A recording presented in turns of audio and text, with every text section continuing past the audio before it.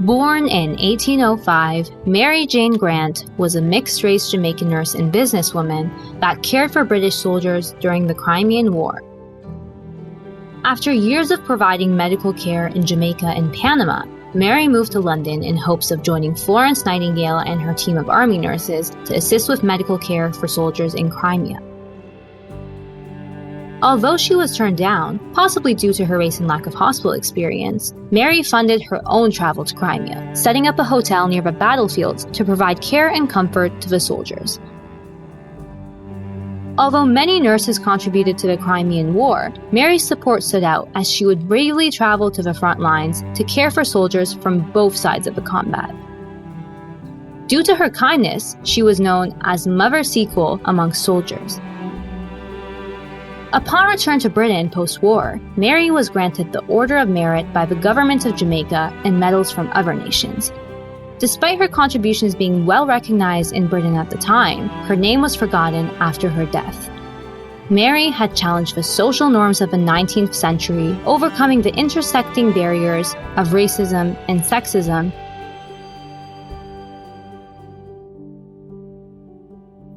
Charlotte Edith Anderson Montour, born 1890, was the first First Nations woman to become a registered nurse in Canada and earn the right to vote in the federal election.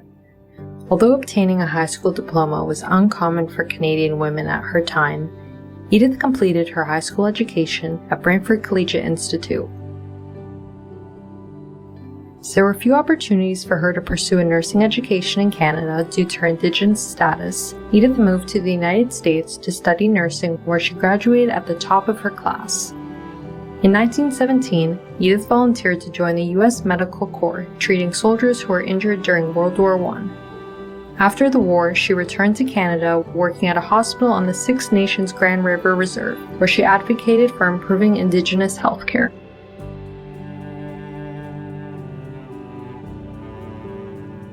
Feng Agnes Chan was the first Chinese-Canadian nurse to graduate from the Women's College Hospital, WCH, in 1923 in Toronto, Canada.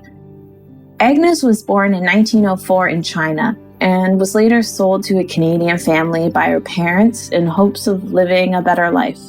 A missionary charity in Toronto later helped her enroll in the WCH for nursing. Although most Canadian nursing schools were not open to accepting nurses of Asian origin until the late 1920s, Agnes was given permission to register at the WCH through an appeal.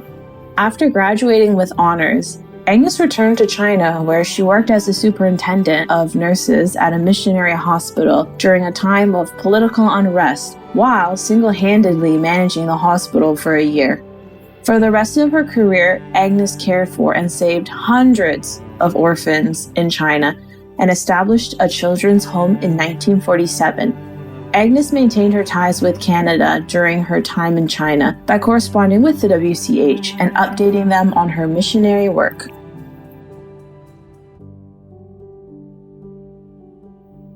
Centuries before the introduction of modern-day nursing to the Western world by Florence Nightingale, Rufaidah al-Islamiyya, the first Muslim nurse, pursued and promoted this field in Saudi Arabia. Rufaidah developed her nursing skills by assisting her father, a prominent healer of his time. She then founded the first nursing school and code of conduct in the Muslim world while promoting women's education. Along with the nurses she had successfully trained, Rufaidah cared for the Muslim army during wartime. She also promoted the health of her community by providing health education and care in times of war and peace.